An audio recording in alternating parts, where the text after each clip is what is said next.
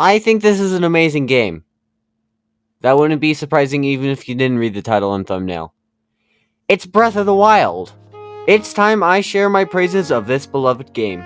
Breath of the Wild is a game that's been one of the most acclaimed games in recent years. It deserves it. There's likely a chance you know all of this, and some of you may have experienced it. However, it took me a long time to get this masterpiece. Of course I wanted it. I felt like the only person who didn't own it. Until now, where I got to experience this adventure for the first time. Here's my journey, experience, and review of The Legend of Zelda: Breath of the Wild. I have an interesting history with the Zelda series as a whole. I started last year, where I was a few years big into the Nintendo Gamer Ring. On the Switch, I had all the mainline Mario games, mainline Pokemon games, mainline Kirby game, but I was missing an important IP, Zelda. How could I call myself a Nintendo gamer if I haven't even played one of these before? Luckily, one was just around the corner. Skyward Sword HD was my first Zelda game, and it was great. I knew this game had its fair share of criticism, but that didn't stop me from having a great time. Pretty epic game. Up next was Ocarina of Time 3D, because I saw it in the bargain bin at Target. Pretty epic too, but I'd be lying if I said I preferred it to Skyward Sword. Even with that said, it's still a great game. It deserves the recognition it gets as the best game critically. So yeah, epic games. But for a normal person, they would start with Breath of the Wild. I'd hear so much from friends and the internet alike. How come these were the first ones I've played? A remake and a past entry remake have less priority than the hot new entry. But I would finally get my opportunity on my birthday recently, where my friend gave me Skyward Sword HD again. Intentions were cleared as he didn't know which Zelda game I was missing. I don't blame him, I wouldn't have made the same mistake. Anyways, I went to Target to return it and get Breath of the Wild instead. For some reason, it was $40, so I went back the next day to get the expansion pass. And the soundtrack to Guardians of the Galaxy Volume 2 on vinyl with some extra cash. Now, it was time to play it. But first, we need to talk about that gap. Waiting 5 years for this didn't help. With how praised this game is, a lot of spoilers came. It's impossible to avoid spoilers for that long. Avengers Endgame, one of my favorite movies, was very similar in that regard. Sure, I wasn't waiting 5 years, ironically enough, but I did wait a sizable margin before watching it. My first viewing was when I first got Disney+, which was about a year after the movie released. I basically heard the entire story by that point. I knew every character's fate. I knew the premise. I knew the Ant-Man theory. I knew so much about the story so far. Same goes for Breath of the Wild. Sure, if I was as big as a Nintendo fan as I am right now, I would have tuned into the trailers, but it would still keep some things left to mystery. I knew where to get the Master Sword. I knew all the major bosses. I knew strategies to ease my way in this game instead of figuring out myself. The only stuff I knew about prior that I haven't interacted with are the glitches. However, glitches are mainly a thing I do at the end of my playthroughs. I now feel free to watch videos about the game, because now I know all there is to it. With Breath of the Wild's popularity, that didn't stand a chance. I knew this game. However, that doesn't mean all is lost. Like I said with Endgame, it was one of my favorite movies. I still loved the story, the action, the characters, the feels. All around great movie. A lot of that stuff you can't really experience without watching it. In Breath of the Wild, I found myself more invested in the stuff that I didn't know. The great non-champion characters. The cool array of weapons that I didn't know would go so far. Some context. A 5-year gap certainly didn't enrich my experience, but I still had a chance to fall in love with this game like everyone else beforehand had. And boy, does it feel great to play this game. Link has never felt better. Sure, I've never played Majora, Wind Waker, or Twilight Princess, but from what I've seen from them, they're obsolete to this one. Also, I can probably figure out how Majora controls. Skyward Sword was the best so far. Mainly his movement, because I don't want to get into motion controls. But the right stick is kinda cool. The only time I was frustrated by the L holding for the camera is when I played Bowser's Fury for a video. Away from combat, he still controls really well. You can do all of these cool stunts. Running on a wall for a bit, running super fast for a little bit. Breath of the Wild Link laughs in the face of Skyward Sword Link. First of all, having a dedicated jump button is a godsend. Sure, the effect of leaping to the next platform is cool, but sometimes I just want to hop down. It's finicky. Having this not only fixes that problem, but it also allows for a larger array of movement options. It can lead into the paraglider. Even with only playing Skyward Sword, it felt weird that the sailcloth made you stationary. Gliding is so much fun, especially when you can get an air boost. That feeling of shooting up is monumental. You want to run up a wall just to get a further bit higher? Well, you're in luck because he can do that now, but bigger. Climbing is so technical. Luckily, I like technical stuff. It makes you plan for what comes next. You need to plan to get to gentler slopes. You need to decide if that jump is worth it. Early on when you have little stamina, it feels so rewarding when you are on low stamina, and that last jump near the top is the only reason you're alive. Speaking of stamina, it was implemented well here. In Skyward Sword, it felt like it didn't really impact your gameplay a whole lot. If there was some peril you had to face using stamina, there was always a convenient stamina fruit laying around. Not here. Stamina matters. You gotta tightly monitor it every second. Every button is there for a reason. When every button of the D-pad is used for something non-directional based, you know you have a tightly controlled game. I went back to Ocarina a few times during Breath because I never got on top of those darn structulas. Going back to those lame 24-year-old controls proved even more that Link has never felt better. Instead of constantly switching items in some pouch that takes a lot of effort into changing, Breath of the Wild feels seamless. You still have the pouch, but it's much faster to get what you need and move on. That blur and freezing effect hits so much different than just opening a menu. Also, the selection of weapons is great. You got your basic slashers like a regular sword, a weak but fast-hitting one usually as a spear, and a slow but hard-hitting one like a claymore. Zelda games almost never give you an alternative form of combat. The only other option I can think of is a selective hammer. Here, that's what this game is built on, and combat. Wow, the combat in this game! The bow now feels like a weapon rather than a target hitter. It was mainly used for puzzles prior. Now, it's mainly used to snipe monsters. And the slow motion effect with it, just great. It really feels like you're a sharpshooter with the most precise shots possible. Aiming and hitting the head feels so rewarding, like you have annihilated them. Speaking of slow-mo, dodging. In Skyward Sword and Ocarina, I never really dodged. It didn't feel like I was doing anything by using it. If I was using it, it was always Ocarina, and I was either backflipping for no reason or doing a jump slash. The slow-mo effect and the flurry rush completely changes everything. In Breath of the Wild, I almost always go for a dodge before even attacking. Seeing those numbers diminish at that speed is rewarding. Slow-mo can completely change a dodge function. Like Kirby, no one cares about the 2D dodge. What does this even do? Add some slow-mo and Forgotten Land, and now it's one of the best moves in the game. And with all of that praise, it just makes it even more funny that the roll isn't here. There are some problems with having this much control over Link. The list is slim, but if you slit your thumb with a knife cutting bread so that putting too much pressure on your thumb gives extreme pain and therefore slowing down anything that has to do with left face buttons, or, you just broke it, you're in trouble. Link feels great throughout this journey to reclaim Hyrule. Link feels great throughout this journey to reclaim Hyrule, but Link feels great throughout this journey to reclaim Hyrule. Link feels great throughout this journey to reclaim Hyrule.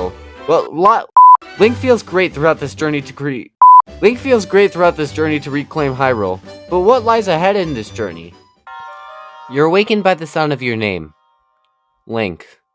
In previous titles, you chose a name for your file, and that will be your name in-game. You don't have that luxury here. You're forever Link, the man who knows nothing about his legendary past. Reminds me a lot of Deltarune. You know that option to name yourself? Screw it, your name's Chris. Of course, they obviously did this for the fully voice-acted cutscenes, but it can't help but feel stuck as Link. You are Link, and you always will be Link. I already just named myself Link in my previous Zelda games, but the fact that I don't even get an option just feels powerful. You have to be Link, and live with all of his mistakes and errors. You walk outside as the music swells, and you see the main goal in sight. You should probably go there. So, you take what seems like a path down there, and you see the only person in miles. The old man is great. Well, he doesn't know how to hold a bet. He's an enthusiastic, sarcastic, fantastic guy, all while feeling his loneliness. He's the only man on this plateau, and he holds the key to progress.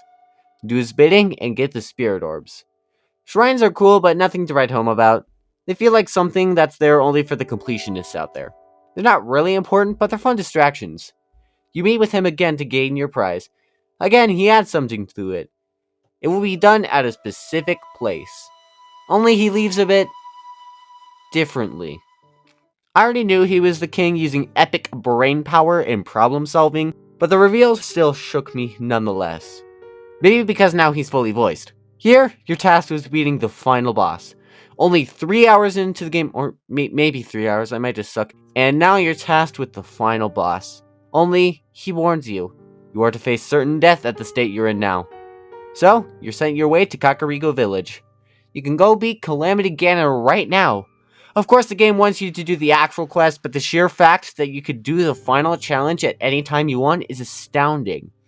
Of course, doing it immediately is only for the true degenerates, but the fact that the developers had this in mind for them is brilliant. I grappled onto my remaining sliver of sanity and moved to Kakariko Village. Hey look, something from Ocarina. Seriously, I love these pointless references, and I live for ones that it can get in an ocean of things that I don't. It's also hysterical how literal there is from Skyward Sword. Anyways, once you arrive at the pretty far away Kakariko Village, you talk with Impa, who for some reason has a big head. This is probably my least favorite Impa. I didn't expect her to top Skyward Swords, but at least Ocarina's. While she has a much more important role here, it feels much less rewarding. You only need to talk to her right before the Divine Beast quest and for the Memory quest. She might be important to Agent Calamity, but I haven't played it, so cheese sticks. Maybe I saw Breath of the Wild's Impa more important because of what she sent us to do. Because it's a magical quest and one for the ages. Good lord, did I write this? The memory quest requires little effort from the start, just get one memory. You'll probably go for the first one here, since it's first and it has a notable landmark that is Hyrule Castle. It's a pretty good starting cutscene, but there's one even better. On your way to the castle, you might stumble upon an earlier memory. Despair. Wow, this memory. You see Link and Zelda running for their lives and having an emotional breakdown. You're not even supposed to know the people mentioned yet, but they sound important, leaving a lasting impact. You feel sad even if you don't know who these people are. Of course, I waited 5 years for this game, so I did, but it still hits hard. It contains not only one, but two of the most iconic shots in gaming. Every time I watch this, tears swell in my eyes. Not enough to get me to fully cry, but close. The feels, man. Anyways, you get a funny blue shirt and move on to a location. I did the Divine Beast in the order that IGN said was best because it was the first thing that popped up. First of all, I want to talk about the structure of the Divine Beast quests. You could do it in any order. Like the final boss, just the game giving you the option is amazing. I could care less if the game told you how to progress or not, but for those who do, I'm glad there's an option. I don't want to dilly-dally here too long, I'm supposed to cover the one I did first. The road to Zora's Domain was alright, but during the walk there, every minute you get hit with... I want to take a minute to talk about Sidon. Of course it's hilarious every time he shows up on the way to Zora's Domain considering how strong the beginning is to his theme, but that theme is something. Great song. That beginning sets the tone perfectly. The next part feels smooth before getting strong again. A back and forth cycle of strong and smooth. Demonstrates exactly who Sidon is. Who during the gameplay I called Sidon. It wasn't until I got nervous and plugged his name into Google Translate before I realized it derived from Poseidon. Anyways, Sidon comes off as strong, physically and mentally. Even as a child, it's plain to see. He's bombastic and enthusiastic and charismatic and fantastic. Seriously, it's super fun to rhyme words like that. Once you get to know him a bit more, or as the song goes on, you see more of his soft side. He's noble, loyal, and great. Not gonna lie about Sidon's my favorite character in the game. I don't know, he just comes off as a great guy, and it's baffling that he's the only guy who helps you take down a Divine Beast who has a theme. The other three, who I'll get into when the time is right, could have really benefited from one. Sidon has such a great personality that I wish we got more of him. Anyways, we make it to Zora's Domain with his help and after fighting 300 electric enemies. Turns out all of the old people hate you for some reason except the king, so that's some luck. You learn some stuff, get a cool shirt, and see a cutscene.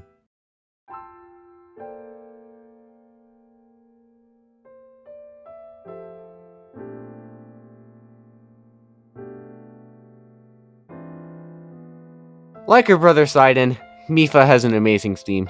Although this time I compare it to the other champions, where it wins by a landslide. There's something about the sense of calmness that just makes you feel. It captivates Mipha's grace, sweetness, and kindness. It tells you exactly who Mipha is. I bet I wasn't the only one to be shocked that she was the love interest and not Zelda. Ruto would be proud. Despite Link completely forgetting her and the player not knowing who she is, Both want to help her after that beautiful cutscene with Link and Mipha. You can feel passion in the relationship. After that, you fight a Lynel. I could care less about it. It all depends on what state you're in when you arrive at Zora's Domain. As I did at first, it wiped the floor with me. But I got the shock arrows and proceeded to hit the robot elephant with them. It's pretty cool to ride on Sidon and get as close to the waterfalls while guarding yourself from ice cubes. It can be frustrating at times, but again, fun. I don't want to get into the Divine Beast and the Blight fights that much, but they're really cool. I would say Vah Ruta is the best, mainly because the control isn't rotating it. Water Blight is cool, but it's probably my least favorite Blight. Mainly due to these dumb ice cubes. There's no good way of protecting yourself against them, and Water Blight spams the shit out of them. Otherwise, pretty good fight.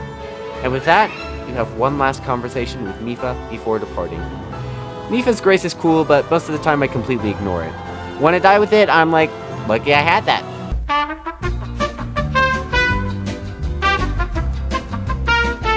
Speaking of healing, cooking is amazing. It's super fun to whip up concoctions of ingredients you found on your journey to create the ultimate dish. There's so many possibilities at hand. I get a little giddy every time the plays, knowing I've made a beautiful creation. You never know what could be. Trying to make the perfect dish to give you the strongest stats is so rewarding. I feel too powerful when I create an extra hearts dish. I am God now. You can create some wild benefits that enhance the game, and it's basically a necessity for the Trial of the Sword. Also, even though I had the DLC, I won't be covering it in here today because I didn't record it. Anyways, let's get to Eldin. Hot. It's hot. The game doesn't tell you how to traverse the hot, and that's not good. Anyways, after you realize how to get fireproof elixirs after a quick Google search, you traverse the fiery mountain to meet the Gorons. Day epic. The Elder is funny, and he sends you to meet this Yunobo. Once you find him, he's a pretty cool guy. I don't have much to say about him as Sidon, though. Anyways, he comes back to be used as a cannibal, and the Elder shows you a funny statue. Hey, that is a pretty fun- oh sh- Daruk is pretty epic. I like how in his memory, his dialogue matches his theme. Anyways, his theme has the super strong instrumentals that encapsulates his toughness, but as the song goes on, it becomes much more serene, showing his peaceful personality. It's really cool, and I like the bond he has with Link. They're cool work buddies. It's a nice memory, and now you go with Yunobo to climb Death Mountain. Throughout this, they're building up the Bridge of Eldin. They're like, hey, you know the Bridge of Eldin from Super Smash Bros. Twilight Princess? It's pretty cool. But turns out it's kinda underwhelming. It mainly serves as a tutorial for the cannons. This stealth section is cool, especially because this is the only approach to the Divine Beast part where you don't shoot arrows. Sure, getting Yunobo to comply is a bit dumb, but it works out. Especially when you get to destroy guardians with giant metal boxes. God, so satisfying. Vah Rudani is pretty cool. I kinda wish it stays dark forever because I love the aesthetics. But it's a pretty cool dungeon. Fireblight is fun. He stays on a level of combat to you on the first phase and becomes kind of a joke in the second phase once you figure out bombs exist. With that, we get to hear Daruk's last words as he wonders how the Gorons are doing without him. Then, he sees Yunobo.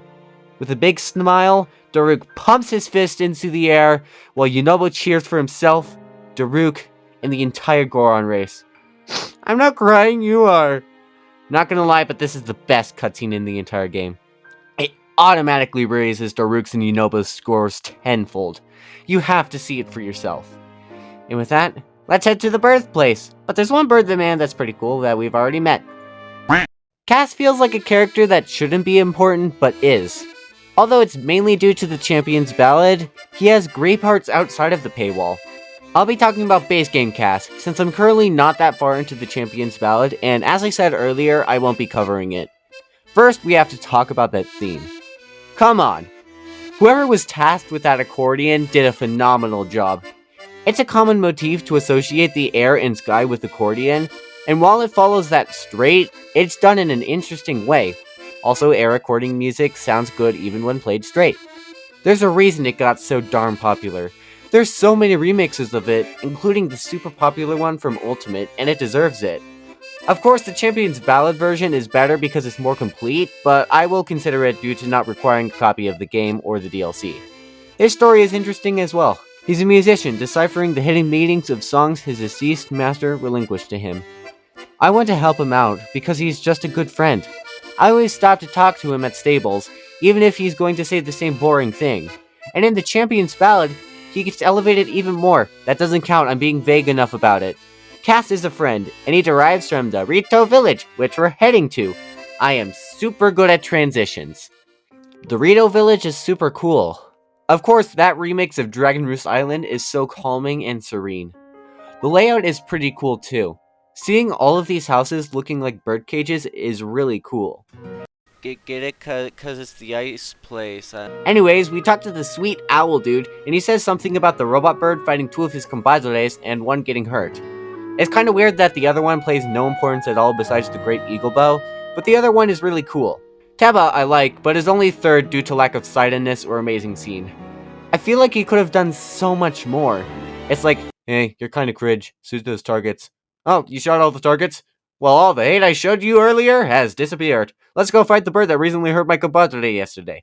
If he had some more time to flesh out, then maybe he could be even better than Sidon. Without it though, Taba still remains cool. His sequence where both of you fly around Vah Meadow is the best attack of the Divine Beasts. Overall, neat. But before that, his wife says something about this cool piece of wood, and you reminisce about your time on the wood. I'm gonna be honest, but Revali's my favorite champion. There's something about his cockiness and rivalry with Link while still maintaining a level of just and kindness that's really cool. Well, yes, I want him knocked down a peg. The sheer fact that he's this enjoyable is super cool. This demeanor makes it more rewarding when he lowers his guard and conveys his true feelings. Also, that theme, just a minuscule smidge below Mipha's. Well, look, a contradiction. I agree with this more rather than what I said about Mipha, so yeah. Also, I had to get a new mic because dumb reasons. Okay, bye-bye. I could listen to that day in and out. It is a better song musically, but Mipha's fits her character so much better. That's not saying it doesn't fit. I just feel like a song for Revali would emphasize his hard exterior. But, come on! Absolute banger. Revali tells Link he has no way of getting to that Divine Beast on his own. Clearly he knows nothing about bullet type bouncing, or wind bombing, or blasting. So, we partake in aforementioned takedown of Robot Bird, and do a pretty cool Divine Beast. Wind Blight I believe to be better than both previous Blights. I like the more emphasis on the bow in aerial combat, which is always super fun. Anyways, you see Revali have his relationship with Link, and even redeem him, albeit privately. Again, something that makes me like him. With that, let's finish strong. Dang it! Not gonna lie, but the Garuda section was the worst one here. Not bad, far from it, but when compared to the other three areas, there's a major gap. It's like some weird version of Imposter Syndrome. It would be considered great if not paired with far superior stuff. Anyways, let's look into why it's the weakest one. So first, let's start with women. The whole thing with women only in Gerudo Town is tough but fair. At least, for the first time. There's no reason Riju could just say we're an exception because we're a champion. It makes sense from a story point, but it's annoying. Speaking of Riju, she's cool. She's on the same level of non-Sidon companions and is fun. I like it when she ignores that one sexist guard and her interactions are fun. Anyways, we go to the Yiga clan hideout because we have to add extra layers. That's not a bad thing, this is the fun stealth section. I like how stealth is optional, but you can't just kill everything in sight. You actually have to try. The fight with Koga is nothing special. Anyways, Riju wears funny hat and you remember. I just find this funny. You're just staring at your new friend with funny hat on and remembering her grandma or something. At least with the others, statues made sense and the floor was kinda confusing, but this gave me a chuckle. Anyways, Urbosa. She feels the exact same way as the location she's in. Something that bothers me is that Link doesn't really have a connection with Urbosa outside of being champions. With her, the relationship is mainly focused on Zelda, and how she basically took the role of mother that only sees her child once every few months. Mipha's your girlfriend, Daruk's a bro, and Revali has a rivalry with you. You have nothing with Urbosa. Also, her theme is kinda boring. Unlike with the accordion and the air, I don't really like it when desert areas are mainly tied to the ode. That's what this is called. I like variety with desert music, and Urbosa's theme doesn't deliver. It also plays chords straight. It sounds like the same sequence of notes as any other desert theme. I've been doing too much undermining. It's hard to say how good this place is when I have to compare it to better things. Urbosa, while not having anything with Link, has a really wholesome connection to Zelda. There's a reason Urbosa's memory is the only one to include Zelda as well. She's cool overall, but could be better. Now, it's time to shoot feet and do a pretty cool Divine Beast. Again, probably my least favorite one, but only slightly this time. All of this criticism has reached a boiling point. I swear this location's good. It's just not phenomenal. Luckily, one thing for this area subverts all I've said so far, and that's Thunderblight Ganon. First of all, it fixes the music problem. While yes, it's based off something that was never supposed to be desert-themed, they made it work. Maybe studios should just write regular songs and then translate them into desert instrumentals. The combat here is really fun. The shield adds a lot more than you think, creating a lot of strategy and problem solving. Doing a backflip on this speedy blur is much more rewarding than a regular attack due to you slowing down this dude's speed up and feeling like you absolutely read him. He's difficult. While I could care less about difficulty, the intensity of this fight feels deserved. The difficulty doesn't make you want to rip your hair out. It's fair. Last thing, throwing pins at him is funny, so yeah. Epic boss fight, and might be the best in the game. So, you depart with Urbosa as she makes 2 Ocarina references. Nice way to cap her off, but not the best. While it does have to compete with Rivali apologizing, Yunobo cutting onions, and whatever the fuck Mifu was doing, so this sucks, man. No Zelda game is complete without the Master Sword. Unless it's an oldie or the 4-sword. The approach to it is really great. I already knew where to find it, but not how to find it. Each elder explained the absence of the Master Sword, slowly cueing you to its presence and location. Lost Woods is frustrating but fair. Anyways, seeing the land of Korax appear in front of you and Hestu finally home is nice. I already gave my opinions on Hestu in this video, so go check it out if you haven't already. Anyways, once you find the Master Sword, you go to pull it out. Huh, that's funny. Why are their heart containers prominent? So, you pull the sword, and fail. Turns out you need more hearts. So, that's a problem. You go grind shrines to get enough hearts to get it. Once you do, you hear that timeless classic of time, and see Zelda lay the Master Sword for it to await you after your slumber. The trial of the sword is cool, but it's kinda strange it's behind a paywall. I needed to do this before Calamity Ganon, so let's see how well it does against it. Luckily, we have one more challenge left. First, with Hyrule Castle is that theme. The quiet instrumentals, only to be hit by the accent as the main theme comes washing, makes for one of the best songs in the game, and maybe the whole series. The music has this feeling of epicness and decay, as your final battle awaits in this once peaceful area. That erratic piano in the background sounds nice, and perfectly encapsulates the tragedy Calamity Ganon has brought on this place. And the remixed parts, the main theme is grandiose, and Zelda's lullaby is soothing and sad, and it makes you long to get to Zelda again. Speaking of, the fact that the music varies depending on what setting you're in, whether outside or inside, is really cool. The actual castle is amazing too. It's the only dungeon I ever go back to. Willingly! It's a great supply of Royal and Royal Guard weapons, and it's very intricate. There's always something new I didn't discover. Every nook and cranny is worthwhile. King Roam and Zelda's diaries are heartwarming and heart-wrenching, and the combat here takes all of the best elements of combat in the game so far. Like the boss fight. For the final Ganon fight, you would expect it to be more fast-paced, emphasizing the danger, but it goes for a slower, more grand song. I think that was a great idea to do this. Later, it does go up to what I described, which I feel was improved on with a slow build-up. The actual fight is pretty cool. After seeing the other Ganons and some mini-bosses, seeing how little that health bar goes down when you use the Master Sword on it is scary. Thank God we have our friends, who unite in an amazing cutscene. Calamity Ganon takes all of the best parts of other Ganons, minus the ice cubes, and puts them into one great fight. The difficulty is just right and earned. You see how this bested you 100 years ago. But today is a new day. You push through the flurry of attacks and its glowing shield, all while Zelda guides you to victory. Here, the slowdown effect has so much more of an impact, seeing how big he is and how much of a threat he is. And with that, he is Alright, Pig Monster. I actually like Dark Beast Ganon. While yes, the difficulty is exponentially stripped down, that doesn't take away from the enjoyment. It's finally the end, as you and Zelda unite even more and speed around Dark Beast to hit these glowy things. It's pretty fun to do that, seeing how much fun the bow is in general. Even if you don't enjoy this, you have to admit how good the music is. It's really the only time we actually hear the main theme in gameplay besides the credits. The credits aren't gameplay. It's really the only time we actually hear the main theme in gameplay. Of course, it's phenomenal. That ending shows the happiness that will happen once this thing is gone. The piano and orchestra culminate for a masterpiece of a song to play during your final battle with the thing that caused your king to die, your friends to die, Revali and Urbosa to die, Zelda to be trapped, and you to sleep for 100 years. That ending shows the happiness that will happen once this thing is gone. Now, with that last shot into the giant eye, Ganon is gone. Everyone is avenged. Hyrule is free.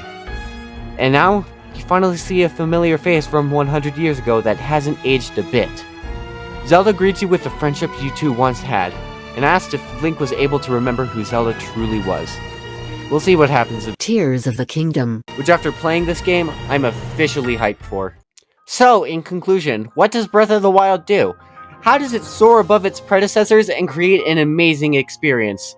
I feel that way for a multitude of reasons. The gameplay, the characters, the music, the locations, the mechanics, and the story all combine to create one of the best experiences in gaming history.